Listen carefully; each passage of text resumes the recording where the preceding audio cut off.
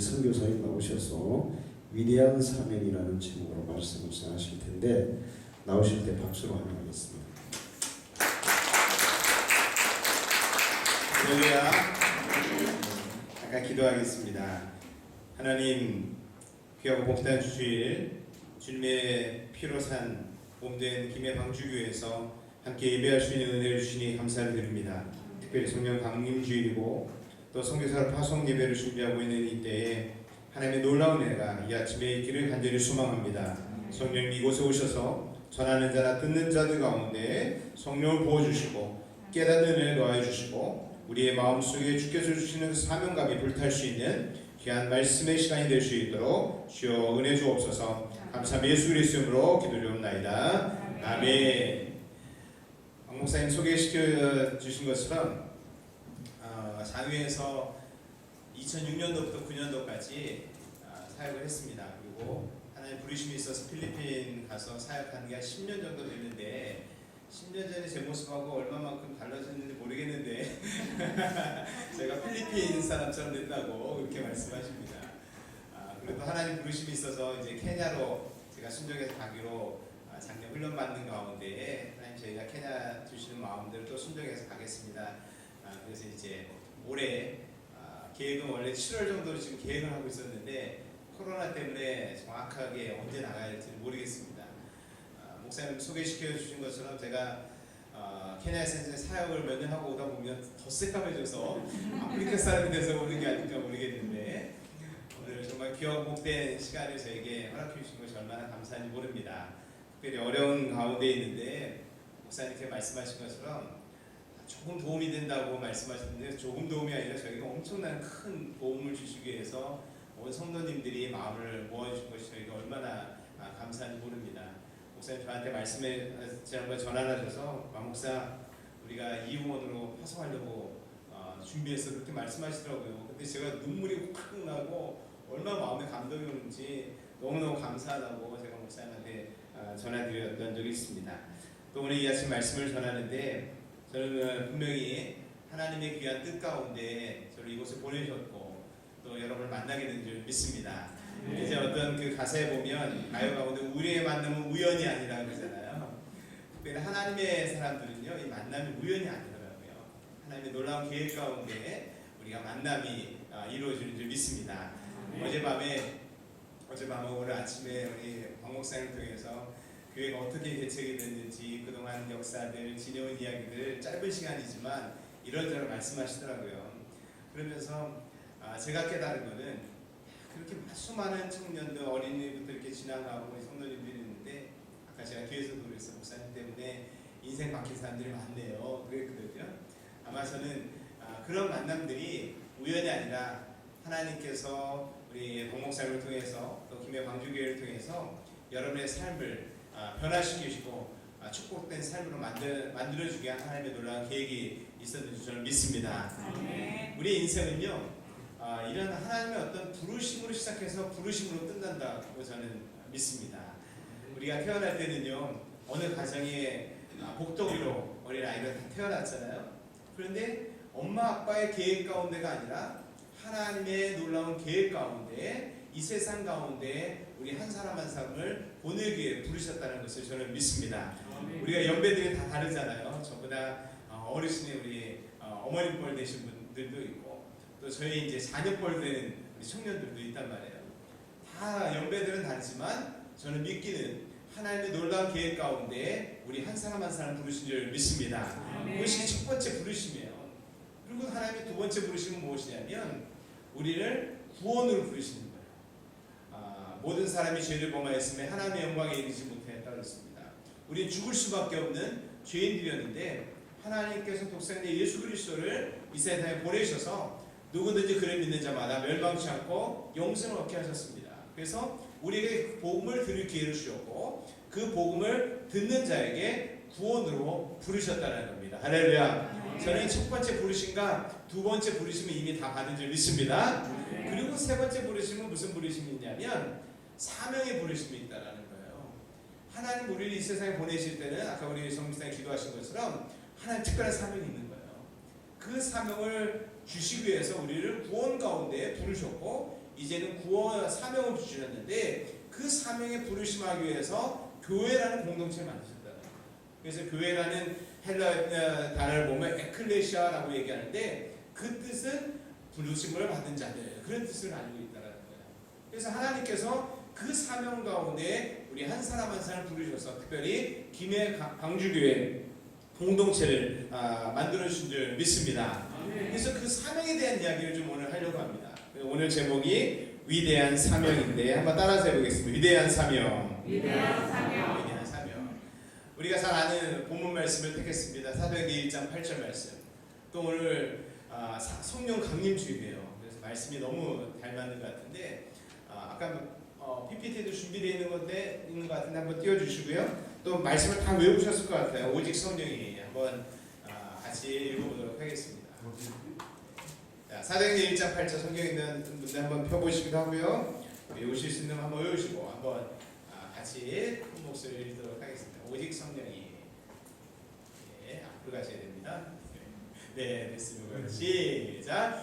오직 성령이 너희에게 임하시면 너희가 권능을 받고 예루살렘과 온 유대와 사마리아 땅 끝까지 이르러 내 증인이 되리라 하시니라. 아멘. 사명이라는 것이 있어요. 저희 어렸을 때 그때는 국민학교죠. 지금 초등학교라고 얘기하는데 저희 학교 다닐 때는 외우는 게 있었습니다. 아마 저하고 연배가 비슷하신 분들 선배님들은 다 외우셨던 게 있습니다. 그것이 뭐였냐면 우리는 이 땅에 민족 중에 역사적 사명을 띠고 이 땅에 태어난다. 그러면서 국민교육헌장이라는 것을 암송했습니다. 고개를 끄덕끄덕 거리신 분은 저와 거의 비슷한 세대시네요. 네. 그래서 그 국민들에게 이 땅에 태어난 사명들을 자꾸 불러일으키는 거예요. 근데 하나님이 우리를 이 세상에 보내실 때는 이 땅에 어떤 그 국민교육헌장에 주신 사명과는 비교도 안 되는 놀라운 사명이 있다는 겁니다. 그것이 오늘 본문에 기록된 사도행전 1장 8절의 내용입니다. 사도행전 1장 8절의 배경은 예수님께서 십자가에 못 박혀 죽으신 다음에 무덤에 갇히셨다가 사흘 만에 부활하시잖아요. 부활하신 후에 믿는 사람들에게 나타나고 40일 동안 이 땅에 계셨다가 이제 하늘로 올라가시면서 그 모인 사람들에게 전해졌던 말씀들 가운데 하나입니다. 오직 성령이 너에게 임하시면 너희가 권능을 받고 예루살렘과 온 유대와 사마리아 땅 끝까지로 내 증인이 될 것이다 라는 말씀을 하셨어요. 그 마태복음 28장의 말씀에 보면 우리가 잘 아는 것처럼 너희는 가서 모든 족속으로 제자를 삼아 아버지와 아들과 성령의 이름으로 세례를 주고 내가 너희에게 분부한 모든 것을 가르쳐 지키게 하라. 볼지어다 내가 세상 끝날까지 너희와 함께 하리라. 할렐루야. 그리고 마가복음 16장 15절 말씀을 보면 너희는 온 천하에 다니며 만민에게 복음을 전파하라. 할렐루야. 이 세 가지 말씀을 예수님께서 모인 사람들이 하고 하늘나라에 올라가셨어요. 근데 이 세 말씀을 우리가 위대한 사명이다. 여기 앞에도 보니까 Great Commission이라고 얘기했는데 하나님께 주님께서 우리에게 주신 사명이라는 거예요. 근데 그 말씀 가운데 공통적인 것이 있는데 뭐냐면 마태복음 28장에는 너희는 가서 모든 민족으로 제자를 삼으라고 했어요. 마가복음 16장에는 온 천하를 다니며 복음을 전하라고 얘기합니다. 사도행전 1장 8절에는 땅 끝까지 이르러 내 증인이 되라 말씀하셨어요. 하나님이 오늘 교회에게 또 믿는 사람들에게 주신 사명은요, 내가 살고 있는 그 동네에 국한되어 있지 않다는 거예요. 여러분 여기 김해 생임이라는 곳에 살잖아요. 여러분이 이곳에 산다고 할지라도 하나님께서 우리에게 주신 사명은 생님 요 동네만 머물러 있는 것이 아니라 어디까지? 땅끝까지. 할렐루야. 땅끝까지 주의 복음을 증거하고 예수 그리스도의 증인이 되어야 되는 것이 우리의 사명인 줄 믿으시기를 바랍니다. 제가 오늘 새벽 기도를 일어나려고요. 아침에 준비해서 일어났어요. 잠이 딱 깼는데 시간이 4시 반에 알람을 맞춰서 그 전에부터 깼어요. 그러다가 시간이 좀 남았네 하고 있다가 잠이 잠깐 들은 거예요. 잠이 들었는데 조금 있다가 저희 아내가 이제 알람이 또 울리면서 딱 깨우더라고요. 근데 잠깐 잠든 사이에 꿈을 제가 꿨는데 어떤 꿈을 꿨냐면 제가 숙소가 이렇게 산 중턱 옆에 있더라고요. 거기 딱 앞에 나와서 이제 교회를 가려고 준비를 하고 있는데 산 이쪽에서 사람들이 옷을 차려입고 산을 막 뛰어내려가는 거죠. 근데 혼자 내려가는 것이 아니고 막 물을 져서 내려가는 거예요. 물을 져서 가족들, 뭐 아이들도 있고 청년들하고 막 내려가는데 산을 이렇게 내려오다가 중간쯤에 커다란 빌딩이 있는 거예요.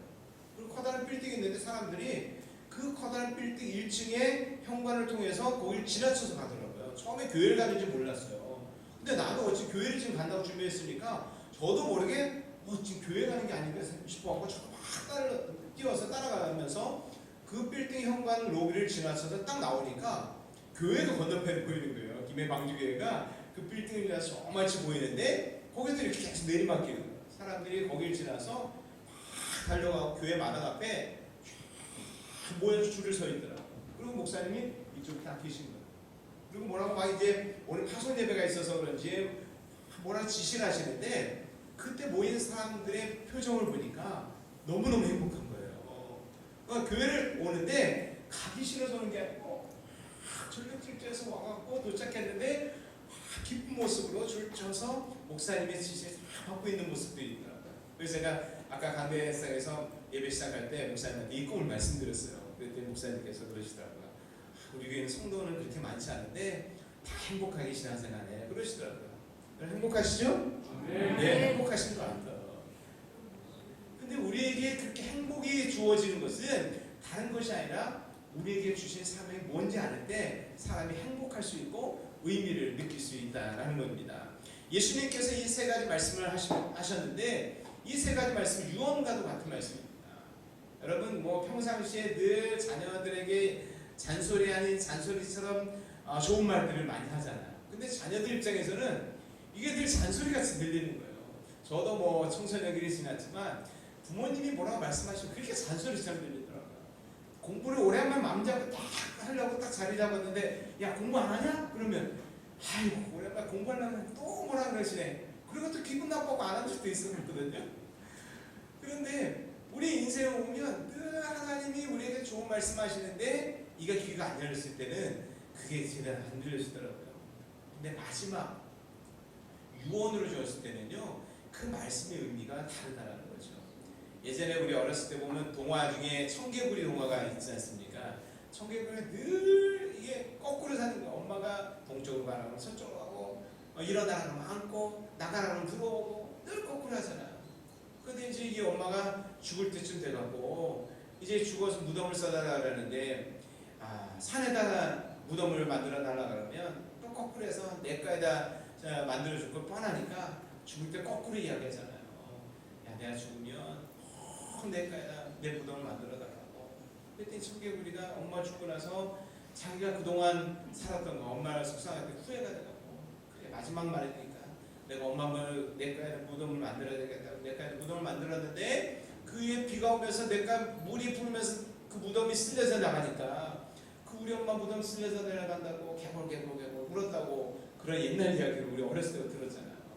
그러니까 그 마지막 말이 얼마만큼 무게가 있는지를 주어지는 이야기이긴 합니다.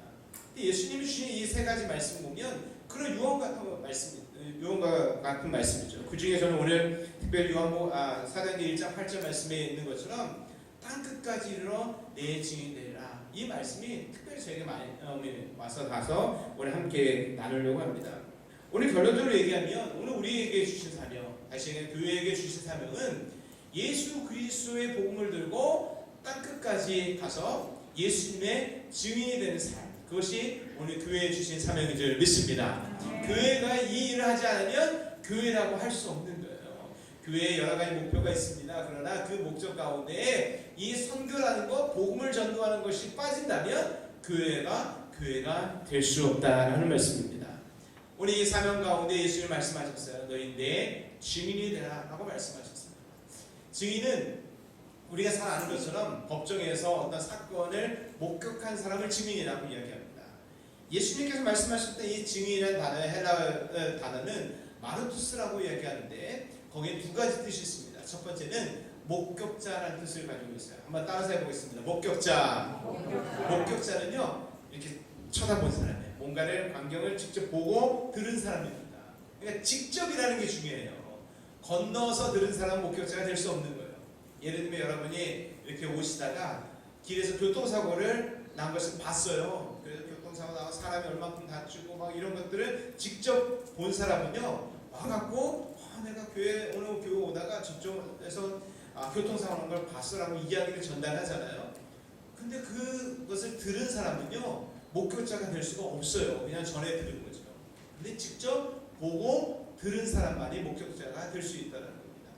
근데 이 증인은요 법정에서 어떤 정말 유력한 증인이었을 때 상대방에서 이 증인이 쓰게 되면 자기들의 죄가 드러나는 것을 두려워해갖고 증인을 서지 못하게 합니다. 영화 보면 그런 것들이 있잖아요. 그래서 심지어는 그 증인을 죽여버리기까지 합니다.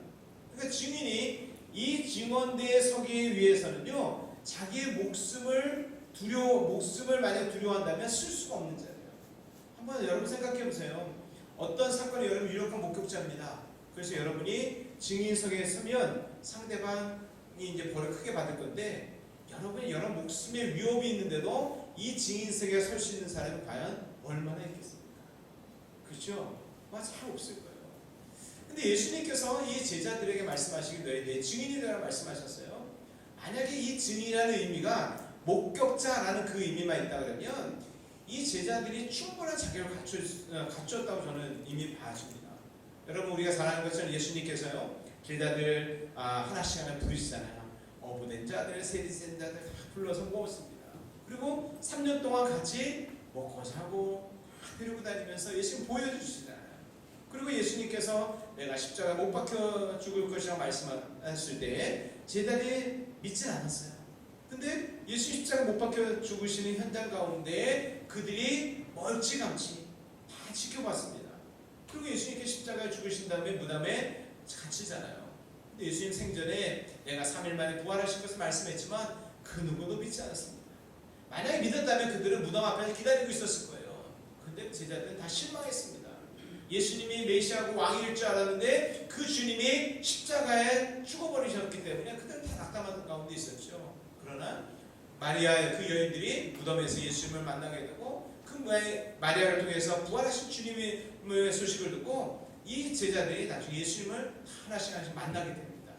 자, 이들은요 믿음이 없는 사람 같이 보였습니다. 그럼에도 불구하고 3년 동안 예수님이 어떤 분임을 다 경험했습니다. 십자가에 못 박히신 주님을 목격했습니다. 그리고 부활하신 주님을 다 만났습니다. 그리고 이제는 그 부활하신 주님이 승천하시기 직전에 주신 말씀을 듣고 그 이후에 승천하신 주님을 직접 다 목격한 사람이에요. 자, 그렇다면 이 사람들이 증인이 될 수 있을까 없을까요? 될 수 있죠. 직접 다 봤잖아요.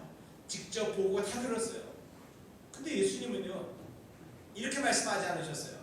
너희가 3년 동안 내가 한 일들 다 경험했고 내가 십자가 못 박혀 죽은 것도 봤고 또 죽은 뒤에 사흘 만에 다시 살아나서 살아난 걸 봤고 또 이제 하늘나라 올라간 걸 봤으니까 너희가 바로 이것을 보자마자 내가 하늘나라 올라가면 땅 끝까지 가서 너희가 보고 들은 것을 증거해라. 그 증인의 삶을 살라라고 얘기하지 않으셨다는 거예요. 예수님은 땅 끝까지 이르러 증인이 되라 말씀하시면서 그 앞에 뭐라고 말씀하셨냐면 우리가 잘 아는 것처럼 오직 성령이 너에게 임하시면 그렇게 이야기하고 있어요. 이 오직 성령이 너에게 임하시면 그렇게 얘기하고 있어요. 근데 우리 한글 성경에 보면 뭐뭐하면 이런 뜻이 있잖아요. 그 영어는 가정법이라고 얘기해. 만일 뭐뭐하면 이러잖아요. 이거는요 일어날 수도 있고 안 일어날 수도 있는 거예요. 근데 영어 성경에 보면 이게 오직 성령이 너에게 임하시면 이래서 그 가정법처럼 사용하고 있지 않냐고 when이라고 써요. 이건 뭐냐면 성령이 임하실 때 너희가 그 능력을 받게 될 것이고 그러면 너희가 예루살렘과 온 유대와 사마리아 땅 끝까지로 내 증인이 될 것이다. 그렇게 말씀하고 있어요.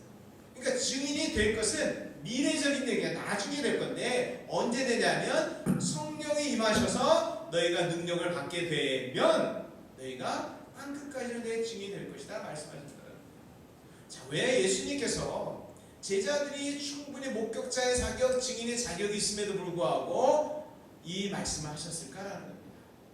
자, 아까 제가 법정에서는 증인에 대해서 얘기했어요. 만약에 목숨의 위협이 있다 그러면 증인들이 그 증인석에 서는 것을 두려워합니다. 그렇죠? 그런데 예수님께서 너희들이 나의 증인이라고 말씀하셨을 때에 그 목격자의 마루투스의 다른 뜻은 뭐가 있냐면 순교자라는 뜻이 있습니다. 한번 따라서 해보겠습니다. 순교자. 순교자 뭔지 아시죠? 자기가 믿는 그 신앙을 위해서 목숨을 버리는 사람, 목숨을 내는 사람입니다. 우리 한국에도 이미 100여 년 전에 많은 선교사님들이 복음을 들고 와서 이 땅에 피 흘려가 죽은 사람들이 너무나 많습니다. 그들의 순교의 피가 있었기 때문에 한국 교회가 세워졌고 이제는 그 복음을 세계까지 들고 나가는 한국 교회가 됐습니다. 여러분, 이 순교자라는 건요, 복음 때문에 자기의 목숨도 아끼지 않는 사람이에요. 예수님은 미리 아셨어요. 너희가 내 증인이 되기 위해서 이 복음을 증거하러 가면 너의 목숨도 위태로운 상황들이 생긴다는 걸 아셨다는 겁니다. 그래서 너희가 봤던 거 가지고 만약에 이 증인의 삶을 산다 그러면 또 어려움이 생기면 내가 십자가에 못 박혔을 때 다 도망가지 않느냐. 그러니까 그 불완전한 인간을 알았기 때문에 그 성품을 가지고 개인적인 능력과 경험을 할 수 없다는 걸 주님 아셨기 때문에 너희가 할 수 있는 것은 성령이 임하셔서 그리고 너희가 능력을 받으면 그 능력으로 땅끝까지는 내 증인이 될 것이다. 이렇게 말씀하고 있는 겁니다. 할렐루야. 예수님은요 이걸 아셨던 거예요. 그리고 이런 사역의 모습들을 예수님께서 사역을 시작할 때 이미 제자들에게 성경 말씀을 통해서 보여주신 것을 우리는 알 수 있습니다. 자, 우리가 잘 아는 사건 한번 보죠. 예수님께서 30세 공생의 사역을 시작할 때 처음 어떤 일이 일어나냐면 요단강에 세례를 받으러 가시잖아요. 그렇죠? 세례를 받으시러 갈 때 어떤 일이 일어났습니까? 하늘이 열리고 거기에 비둘기 같은 형체로 성령이 예수님에게 임하고 그리고 하늘의 소리가 나잖아요. 이는 내 사랑하는 아들이요 기뻐하는 자라. 할렐루야. 그러니까 예수님이 처음 공생의 사역을 시작할 때에 나타났던 것은 뭐냐면 성령이 예수님께 임했다는 거예요. 자, 사도행전 1장에도 보면 성령이 너에게 임하시며 이렇게 시작하죠. 자, 그 다음에 예수님께서 성령이 이렇게 요단강에서 세례를 받을 때 성령이 임하셨습니다. 그러나서 어떤 일이 벌어지냐면 성령이 충만하여져서 성령의 이끌림을 받아 광야에서 마귀에게 시험받는 사건이 있습니다. 그 가운데 마귀를 이제 시험을 이기시고 나서 그 다음에 어떤 일이냐면 누가복음 4장에 성령의 능력으로 갈릴리로 돌아가셨다. 그렇게 성경에 기록하고 있어요. 성령이 임하시고 성령이 충만해지고 그리고 성령의 능력으로 갈릴리로 돌아가셨어요. 자, 갈릴리로 왜 돌아가셨습니까? 갈릴리에서부터 이제 사역이 시작됐다는 거예요. 여러분, 예수님은요 하나님이십니다. 하나님의 아들이십니다. 예수님께서 이 땅에 오신 것은 하나님께서 주신 사명을 가지고 그 사명을 이루기 위해 오셨다는 거예요. 그런데 인간의 모습을 가지고 인간의 몸을 입고 제한된 어떤 몸을 입고 오신 예수님도 하나님의 아들임에도 불구하고 당신의 능력으로 할 수 없다는 걸 보여주셨습니다. 그래서 성령의 능력으로 하나님께 주신 사명을 생명을 주기까지 내어놓기까지 그 일을 감당한 것을 우리는 잘 알고 있습니다. 오늘 우리에게 동일합니다. 하나님의 사명은 우리의 힘과 능으로 될 수 없는 것입니다. 스가랴 4장 6절 말씀처럼 이미 힘으로도 아니고 능으로 되는 것이 아니라 오직 하나님의 영으로 된다. 할렐루야. 그러니까 하나님의 주신 사명은요 내가 신앙생활을 오래 했다 감당할 수 있는 것이 아닙니다. 내가 많은 달란트가 있다고 해서 많은 훈련을 받았다고 해서 감당하는 것이 아니라 오직 성령의 능력으로만 가능한 줄 믿으시기를 바랍니다. 그래서 이 제자들이 성령의 능력을 받기 위해서 성령을 받기 위해서 예수님께서 말씀하신 것들을 지키죠. 예수님께서 사도행전 1장 말씀을 보면 너희가 몇 달이 못 되어 아버지 약속하신 성령을 받게 될 것이라 말씀하십니다. 이 말씀대로 저희들이 예루살렘을 떠나지 않고 모여서 기도합니다. 그것이 사도행전 1장 14절에 기록이 되어 있죠. 그 말씀을 보면 저희들이 더불어 마음을 같이하여 전혀 기도에 힘쓰매 이렇게 기록이 되어 있습니다. 저들은 예수님 말씀대로 예루살렘을 떠나지 않고 모여서 기도하기 시작했어요. 근데 그 기도한다는 성경 구절 앞에 보면 마음을 같이하여 더불어 마음을 같이하여 기도에 힘썼다고 했습니다.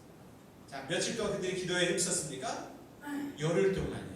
열흘 이후에 오순절날 사도행전 2장 1절에 성령이 임하시는 사건이 벌어지는데 저희들에게 예수님께서 10일 이후에 성령이 임한다는 말씀 안 하셨잖아요. 몇 날이 못 돼요. 그러니까 기약 없는 날입니다. 그러나 약속하신 그 예수님의 약속을 믿고 저희들 모여서 기도에 힘썼는데 더불어 마음을 같이 했다는 거예요. 근데 성경에 보면 이 영어 성경에는 마음을 같이 한다는 걸 어떻게 표현하고 있냐면 우리가 잘 아는 투게더이란다는 것을. 투게더 뭐냐? 함께 있다라는 거거든요. 그러니까 함께 있는 것을 한글 성경은 마음을 같이 하여 이렇게 표현하고 있어요. 여러분 지금 우리가 김해 방주교회 안에 공동체 안에 이렇게 있잖아요. 우리가 이 안에 있다는 것은 뭐냐면 이미 마음이 하나 됐다는 거예요. 마음이 하나 되면 같이 있을 수가 없어요. 여러분 뭐 친구들 간에도 다툼이 있고 부부 간에 다툼이 있잖아요. 그럼 제일 먼저 하는 것이 뭐냐면 떨어져 멀리 앉는 거예요. 같이 있고 싶지가 않습니다. 자, 저들이 10일 동안 같이 있다라는 것은 같이 있었다는 것은 마음이 하나가 됩니다. 10일 동안 저희들이 마음을 하나 돼서 뭐 했겠습니까? 10일 동안 먹고 살아야 될 거 아니에요. 기도만 뭐 열흘 동안 금식했다는 얘기는 없었으니까 마음을 같이 해서 기도했는데 10일 동안 공동체 생활을 하는 거예요. 서로 섬기고 뭐 청소도 해야 되고 밥도 줘야 되고 뭐 할 일이 얼마나 많았겠습니까? 근데 여러분 아시겠지만 함께 산다는 게 쉽지가 않아요. 저도 필리핀에서 이렇게 있다 보니까 가끔 손님이 올 때도 있고 가족들이 이렇게 올 때가 있거든요. 근데 제일 힘들 때거든요. 가족이 올 때가 더 힘들더라고요. 가족이 이게 잠깐 왔다 가는 게 아니고 한 열흘, 한 달 부모님들이 왔다 가시는데 야 이렇게 어려운 거구나 제가 그때 느꼈거든요. 가족도 어려운데요. 남하고 열흘 있는 게 얼마나 힘들겠습니까? 그런데 하나님께서 성령을 받기 전에 서로 사랑하는 법들을 배우게 하시는 거예요. 서로 섬기게 하고 마음이 하나 되게 하는 거예요. 그 이후에 오순절에서 성령이 임하셨다는 겁니다. 할렐루야. 저는 김해 방주교회가 기도에 열심히 하는 것을 제가 들었어요. 저녁마다 모여서 매일매일 기도한다는 얘기도 들었습니다. 그런데 저는 그냥 기도하는 것이 아니라 여러분들의 마음이 사랑으로 하나 되기를 주님의 이름으로 축복합니다. 그래서 뭐 미움, 시기, 질투가 아니라 김해 방주교회 사람들은 정말 예수 그리스도의 사랑으로 묶인 가족보다 더 끈끈한 사랑의 공동체가 되기를 주님의 이름으로 축원합니다. 그렇게 모여 기도할 때 성령이 있다는 거예요. 할렐루야. 사도행전 2장 1절 말씀에부터 성령이 임하는 사건들이 쭉 기록이 되어 있잖아요. 오전에 성령이 임합니다. 바람 같은 성령이 임합니다. 불의 같이 가는 성령의 각사에 임하게 됩니다. 저들이 방언을 말하기 시작합니다. 주변에 모였던 사람들이 저희들이 방언하는 것을 보고 놀랐다라고 성경이 기록하고 있어요. 그리고 나서 베드로가 그 모인 사람들에 대해서 말씀을 전하잖아요. 설교를 합니다. 사도행전 2장의 중반부터 쭉 기록이 되어 있습니다. 요에서 말씀을 시작해서 쭉 말씀을 전하는데 그 말씀을 듣던 자들이 회개하는 역사가 일어났어요. 마음을 저희들이 찔려서 사도를 이야기합니다. 내가 어떻게 해야 됩니까? 우리가 그 예수 그리스도를 죽이는 우리 죄인들인데 내가 어떻게 해야 됩니까? 하고 이야기할 때 베드로가 이야기하기를 너희가 회개하고 세례를 받으라. 그러면 너희가 성령을 선물로 받으리라. 할렐루야. 그래서 그날 세례 받은 사람 몇 명이라고 성경이 기록합니까? 3,000명이었어요. 여러분 우리 베드로에 대해 성경에 기록된 많은 사건들이 있습니다. 근데 그 사건들 중에 우리에게 특별히 각인되어 있는 사건은 뭐냐면 3번 부인한 거. 그렇게 예수님과 가까이 있었고 수제자라고 얘기했던 베드로가 예수님 십자가에 달려가시는 그 현장에 따라가다가 3번 부인했던 그 베드로였습니다. 근데 이 베드로가 성령을 받고 나서 많은 사람들 앞에 담대하게 설교를 하기 시작해요. 근데 그 설교를 통해서 3,000명이 그날 회개했다니까요. 베드로가 설교가가 아닙니다. 오늘 얘기하면 뭐 신학교를 다니고 많은 훈련을 받았던 사람들이 아니었어요. 예수님 십자가에 죽는 그 현장까지 본다면 정말 믿음 없는 사람, 말만 앞섰던 사람이잖아요. 그런데 어떻게 이렇게 변화됐을까? 그리고 어떻게 그 말씀에 그렇게 능력이 있었을까라는 겁니다. 그것은 다른 것이 아니었습니다. 성령이 임하니까 그 성령의 능력으로 말씀 가운데 역사가 일어나는 줄 믿으시기를 바랍니다. 오늘 우리도 마찬가지예요. 우리가 뭔가를 잘 훈련받았다 잘해서가 아니라 우리 박 목사님 말씀을 얼마나 깊이 있게 잘 가르치세요. 근데 사람은요 망각의 동물이에요. 그 많은 거 우리가 다 기억한다 얼마나 좋겠습니까? 그런데 말씀 듣고 돌아가면 다 잊어먹어요. 그렇지 않습니까? 그런데 이 베드로도 3년 동안 주님께서 많은 말씀들을 가르치셨는데 그것을 기억하는 게 쉬울까 어려울까요? 어렵죠. 우리가 일주일만 돼도 다 까먹는 3년 동안 배우고 어떻게 다 기억하겠어. 오늘 뭐 기록하는 것도 아니고. 그런데 예수님께서 살아생전에 제자들에게 이런 말씀하셨어요. 요한복음 14장 26절 말씀을 보니까 보혜사 곧 아버지께서 내 이름으로 보내실 성령 그가 너희에게 모든 것을 가르치고 내가 너희에게 말한 모든 것을 생각나게 하리라. 할렐루야. 보혜사 성령이 너에게 임하시면 그분이 너에게 말씀을 가르치신다는 거예요. 그리고 내가 너에게 말한 모든 것을 어떻게 한다고요? 생각나게 하신다는 거예요. 여러분도 이런 경험이 있는 줄 저는 믿습니다. 말씀을요 내가 탈탈탈 외운 건 아닌데 기도하다가 아니면 어떤 상황 가운데 어떤 말씀이 생각이 나는 거예요. 아까 우리 집사님 기도하실 때 보니까 우리 박 목사님이 가르쳐 주셨던 말씀들 이 얘기를 하시더라고요. 근데 그 말씀 다 기억하면 얼마나 좋아요. 다 기억하면 우리가 다 예수님처럼 살 수 있었을 거예요. 그런데 잊어먹었어. 많이 잊어먹어. 그런데 성령께서 우리에게 배웠던 말씀들을 하나씩 하나씩 그 상황에 닥쳤을 때마다 생각나게 하고 가르치신다는 거예요. 할렐루야. 그건 내가 머리가 좋아서가 아닙니다. 누가 하시는 거예요? 성령께서 하시는 거예요. 그러니까 베드로가 그 성령을 받고 나서 말씀을 전하는데 전하는 것은 베드로가 하지만 그 말씀을 깨닫게 하시고 가르쳐 주시는 분 누구였어요? 성령이시잖아요. 성령께서. 저도 말씀을 전할 때마다 그걸 많이 느껴요. 이곳에서 있는 설교자는요 그냥 스피커입니다. 이 스피커가 똑같아요. 스피커는요 마이크가 없으면 아무 의미가 없습니다. 그렇죠? 마이크는 누군가 무슨 얘기를 하지 않으면 아무 의미가 없어요. 스피커의 역할은 마이크에서 누가 얘기한 거를 그대로 전달해서 크게 전달하는 것이 사명입니다. 오늘 설교자도 마찬가지고요. 우리 여러분 한 사람 한 사람 우리가 사명을 받은 사람들의 사명은 내 이야기라는 것이 아니라 하나님이 주신 말씀을 그대로 전달하는 것이 우리의 사명인 줄 믿습니다. 그러니까 증인이 바로 그거잖아요. 증인은요 본 것만을 이야기해야 돼요. 내가 본 것만을 이야기해야지 보지 않은 것을 이야기하거나 본 것을 보지 않았다고 얘기하면 위증죄거든요. 자, 예수님께서 아까 얘기하신 것 증인에 대한 말씀하셨는데 첫 번째 목격자는요 자기가 증인섬에 섰을 때 목숨에 두려움이 있으면 쓴다 안 쓴다? 안 써요. 근데 순교자는 자기가 믿는 신앙을 전할 때 목숨에 두려움이 있을 때 쓸까요 안 쓸까요? 쓰는 거예요. 똑같은 증인인데 그 증인의 한 부류는 목격자로서의 증인은 자기의 목숨에 두려워해서 그것을 증거하지 않는다. 그런데 순교자로서의 증인은 목숨의 위협이 와도 그 사명을 가지고 증거한다는 겁니다. 할렐루야. 왜 증거하는지 아십니까? 오늘 우리가 믿는 그 믿음 가운데 믿는 사람들에게 죽음은 끝이 아닙니다. 또 다른 축복이 우리들 가운데 있는 줄 믿습니다. 하나님이 약속하신 천국이 있고 우리가 그토록 기다렸던 주님을 만날 수 있기 때문인 줄 믿습니다. 그래서 두렵지 않은 거예요. 그런데 세상 사람들은 죽음에서 두렵죠.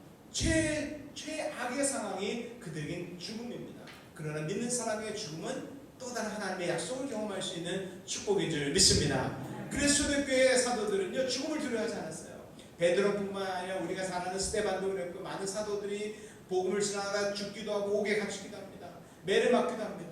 그래서 성경에 보면 이런 말씀이 있어요. 저들이 옥에 갇히고 이야기합니다. 공회에서 다시 예수에 대해 증거하지 말라라고 아주 막 경고를 내죠. 근데 그들이 그렇게 매질을 당하고 옥에서 고초를 당했었는데 그들이 풀려날 때 저들이 기쁨으로 나와서 그리고 다시 예수 그리스도를 증거하더라. 할렐루야. 이것이 목격자가 아닌 순교자로서의 증인의 삶인 줄 믿습니다. 사랑하는 성도 여러분, 오늘 우리에게도 동일한 하나님의 사명이 있는 줄 믿습니다. 그것은 각자 어떤 일하고 있는 모습들이 다릅니다. 그러나 최종적인 우리의 주신 사명은 예수 그리스도 그분이 누구신지 그분이 무슨 일을 하셨는지 그분의 증인이라고 말씀하신 그 약속의 말씀을 기억하시기를 바랍니다. 저는 잠깐 제 간증을 하고 이제 말씀을 마무리하려고 합니다. 제가 97년도에 하나님께서 저에게 개척할 수 있도록 오락하셨어요. 충남 태안에 개척을 했습니다. 한 명도 없이 이제 교회를 개척했죠. 근데 하나님께서 개척하면서 저에게 주신 마음이 뭐였냐면 우리가 좀 어렵고 도움을 받는 교회지만 우리는 선교하는 교회가 되야 된다. 그래서 97년 5월에 개척 예배를 드렸는데요. 9월달에 2가족이 등록이 됐어요. 그리고 이제 12월달에 몇 가지 등록을 하고 98년도 첫 때 시작할 때 우리 성도님들한테 선포를 했어요. 우리 교회는 선교한 교회가 될 겁니다. 그것이 주님의 주신 사명이기 때문에. 그래서 작은 예물부터 우리가 모아서 좀 돕는 역할을, 선교하는 역할을 좀 했으면 좋겠습니다. 그래서 가정마다 아이들 이름까지 다 선교 예물을 준비하고 매월 셋째 주마다 선교 예물을 드리는 거예요. 그리고 그 당시 처음 이제 두 교회를 5만 원씩, 두 교회를 이제 저희도 개척교회인데 어려운 교회를 후원하기 시작했어요. 1년이 지났는데 하나님 은혜로 교회가 성도들 많이 해서 부흥이 됐어요. 그 다음에 되니까 한 5교회를 저희가 후원하게 되고 3년째 되니까 해외 선교사님까지 해서 70만 원 정도를 매달 선교비로 드릴 수 있게 됐어요. 근데 하나님이 참 기뻐하셨던 것 같아요. 3년이 됐는데 IMF 시절이잖아요. 근데 교회가 자립이 됐어요.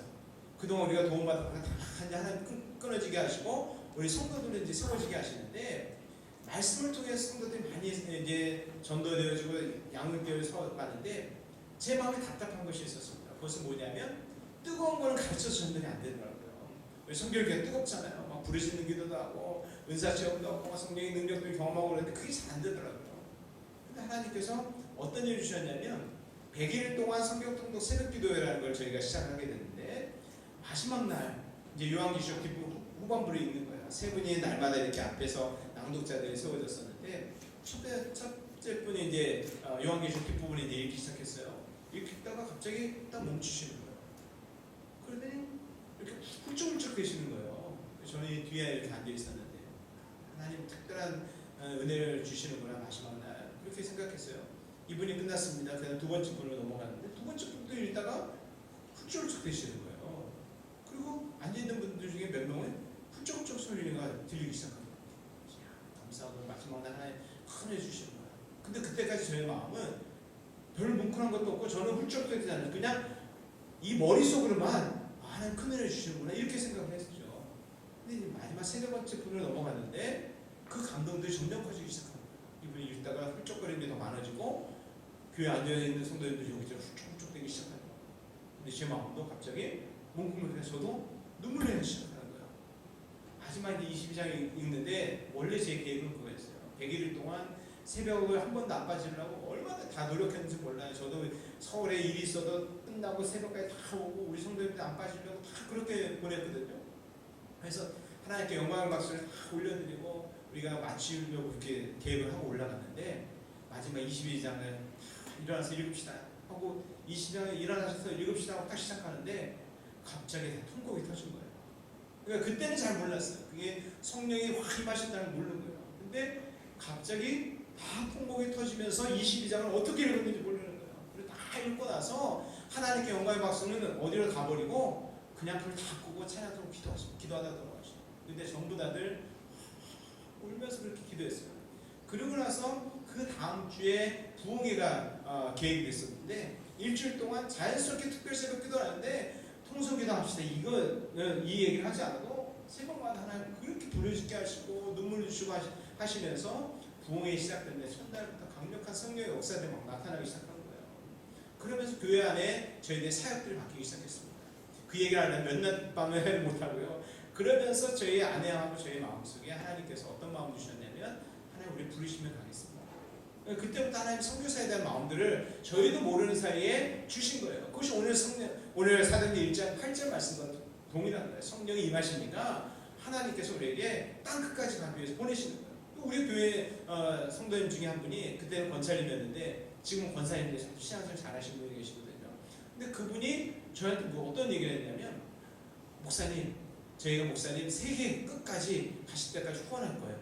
그러니까 우리가 뭐 세계를 간다는 얘기를 한 적도 없었고 성경에서 한 적도 없었는데 그분의 입을 통해서 하나님 그런 예언적인 메시지를 주더라고요. 근데 그분이 지금까지 잘 저를 후원하고 있어요. 그리고 그 남편분이 초신자였었는데 지금은 장로님이 되시고 그게 선교위원장 다른 이제 이동하셨는데 선교위원장 그게 선교위원장으로 지금 잘 섬기고 있고 그게서 저를 후원하고 있거든요. 하나님 놀라워요. 그래서 저희가 이제 선교에 대한 비전들을 갖고 있었는데 하나님께서 또 우리의 장외에 오게 하셨고 계속 이동하는 곳마다 계속 성령의 역사들이 일어나는 거예요. 계속 일어나는 거예요. 장외 와서도 저희가 청년하고 어린이 또 젊은 여전들 맡고 그러는 교회 안에 계속 성령의 역사가 일어나고 그러면서 저에게 하나님께서 공지를 다 모르시더니 갑자기 필리핀이라는 곳을 이제 듣게 하신 거예요. 자, 언젠가 우리 가려고 계속 마음 먹고 계속 이야기를 하고 있었는데 하나님 이제 이렇게 보시나 보다. 그리고 둘도 생각지 않고 저희는 필리핀에 가기로 이제 결정한 겁니다. 근데 그때 보니까요, 제가 간다고 하니까 주변에 있는 분들이 교단을 통해서 가야지 그렇게 혼자 가다가 힘들다고 막 이야기를 하시더라고요. 그래서 교단을 이제 통해서 훈련받고 가려는 거예요. 그래서 이제 알아보니까 시험을 보려면 나이가 있는데 40세 이하만 시험을 볼 수 있더라고요. 근데 제가 보니까 41살이 된 거예요. 그래서 저는 그때 정말 제가 나이가 많아갖고 늙었다고 생각했어요. 근데 이제 하나님 부르셨으니까 우리 이것 때문에 그냥 교단을 통해서 가려고 한 거 아니니까 그냥 가자. 믿음을 하나님께 돕는 손길을 보내셔서 필리핀 땅에 갔습니다. 필리핀 땅에서 하나님께 동일하게 성령 역사를 일으키시는 거예요. 한인교회 청년들을 1년 동안 만드는데 그 가운데 놀라운 역사들을 일으키시고, 그리고 현지인교회를 개척하게 또 만드셔서 현지인교회를 하는데 또 그런 일들이 성령 역사에 일어나는 거예요. 어려운 지역이라고 해서 뭔가를 구호물품을 주고 이렇게 도와주는 것이 아니고, 저희는 교회를 개척하면 새벽기도부터 했어요. 새벽기도부터 아이들, 어른들이 새벽기도 하기 시작하고 말씀을 읽고 기도하고 이러면서 제가 전도하기보다도 그 사람들이 은혜 받고 성령을 받으니까 자기들이 나팔수가 되는 거예요. 자기들이 받은 은혜들을 다 전달하고 멀리서 오기 시작했습니다. 그 중에 몇 예만 들고 이제 말씀 마치려고 하는데, 제가 왜 이야기를 하냐면 성령을 받으니까 증인의 삶이 자동적으로 되더라고요. 성령을 받으니까요, 전도 훈련을 가서 전도해라고 하는 게 아니고 자기 안에 경험한 게 있고 내 안에 성령이 있으니까 그분이 자꾸 이걸 증거하게 만드시면서 사람들이 구원받는 역사가 일어나더라고요. 그 중에 우리 3명의 여학생들이 먼 곳에서 오는 애들이 있었어요. 여러분, 제가 있던 곳은 필리핀 바기오라는 곳인데 해발 1500m가 넘는데요. 산에, 한국에는 이렇게 골짜기 집이 있잖아요. 근데 거기는 산이 있으면 산 이 기슭의 집들이 쫙 있고요. 그게 한 도시를 이뤘어요. 그 도시가 인구가 얼마 정도에 50만이 넘어요. 사진 내가 나중에 보여드리기 위해서 보여드리는데 이 산 위에 집이 팍팍 있어요. 처음에 제가 그 새벽에 도착하는데 그 큰 산이 크리스마스 트리 같은 거예요. 불빛이 싹 있는 거예요. 장관이. 근데 그 산 동네에서 오는 3명의 고등학생들이 있었는데 어느 날 태풍이 너무너무 심하게 불었어요. 태풍이 너무 심하게 불면 얘는 학교도 안 가거든요. 학교도 못 가는 정도의 태풍이었는데 주일 아침에 버스 같은 지프니라는 것도 없고 1시간을 걸어서 온 거예요. 1시간을 걸어서 비가 쫙딱 맞고 들어왔는데, 교회 딱 들어오는데 얘네들이요 정말 완전히 확딱 젖은 거예요. 근데 그 아이들 모습이 오늘 제가 새벽에 꿈에 본 것처럼, 여러분 모습처럼 새글새글 막 교회를 들어오는 거예요. 얼마나 예쁜지. 근데 그 아이들이 그냥 된 게 아니라 성령의 은혜를 경험하니까 누가 오라고 해서 뭘 준다고 한 게 아니고요, 그 빛 가운데 비를 뚫고 비를 맞으면서 오더라고요. 그리고 그 집을 가봤어요. 그 중에 한 명의 학생 집을 갔는데 아버지가 보니까 다리를 못 쓰시는 거예요. 그래서 이분에게 이제 가서 그 딸이 저희 교회 나오니까 신방교 갔더니, 저희가 들어가는 길도 저희는 멀쩡한 사람인데도 정말 어렵게 들어가기 너무 어렵다. 근데 그 아버지가 다리가 그렇게 불편한지 몰랐거든요. 야, 이거 어떻게 여기 다니시나, 어렵겠다. 그리고 이제 들어갔더니 그 아버님하고 또 언니가 우리 그 딸이 나오면서 너무 변화된 얘기를 막 하는 거야. 너무 행복해 하시더라고요. 그래서 그분에게 말씀을 증거하고, 그리고 그 다음날이 주일이었는데 교회 한번 오세요 라는 말을 못하겠다. 길이 너무 안 좋고 2다리 불편하시면 어떻게 교회를 오라고 그래요. 뭐 가서 제가 차가 모시고 올 수 있는 상황도 아니고. 그래서 그냥 말씀 전하고 기도해드리고 왔는데, 그 다음날 주일 아침에 예배 시작이 전에 됐는데 갑자기 막 시끌시끌한 거 들어오는 입구 쪽에, 저희 교회가 3층으로 이렇게 집 쪽으로 이렇게 올라온 계단들이 있었는데 그쪽에 아이들하고 어른이 좀 모여있는 거예요. 보니까 이분이 1층에서부터 계단을 이렇게 기어 올라오고 계신 거예요. 그랬더니 그날부터 시작해서 빠지지 않고 얼마나 열심히 신앙생활을 하는지 몰라요. 여러분, 신앙생활을 여러분들의 어떤 그 은혜를 맛봤을 때 첫사랑이 일어나잖아요. 그때 감격들만 회복하면 우리 인생 달라질 겁니다. 예수 믿는데도요, 내가 그 성령을 받고 그 예수님 만난 경험이 없으면 정말 지루하기 짝이 없어요. 정말 힘듭니다. 그런데 그 하나님 만난 체험이고 그 기쁨이 있다면 교회 올 때마다 발걸음이 얼마나 가볍겠어요. 저는 오늘 새벽에 꿈꿨던 그 모습들이 여러분들 모습이 되기를 주님의 이름으로 축원합니다. 그래서 여러분 혼자만 아니라 이 지역에 있는 모든 사람들 뿐만 아니라 오늘 주신 말씀처럼 세계 끝까지 여러분을 통해서 복음이 증거되는 놀라운 역사가 일어나기를 주님의 이름으로 축원합니다. 기도하겠습니다. 하나님, 오늘 이 아침에 부족한 종의 기도를 통해서 우리에게 증인들하고 다시 말씀하여 주시니 감사를 드립니다. 이것은 우리의 힘과 능으로 되는 것이 아니요 오직 성령의 능력으로 가능한 줄 믿습니다. 김해 방주교회 하나님 오순절 날 임하였던 그 성령이 임하게 하여 주시고 한 사람 한 사람 그 능력을 받아 땅끝까지 복음을 증거하는 증인의 삶을 살게 하여 주옵소서. 감사합니다. 예수 그리스도로 기도드렸나이다. 아멘.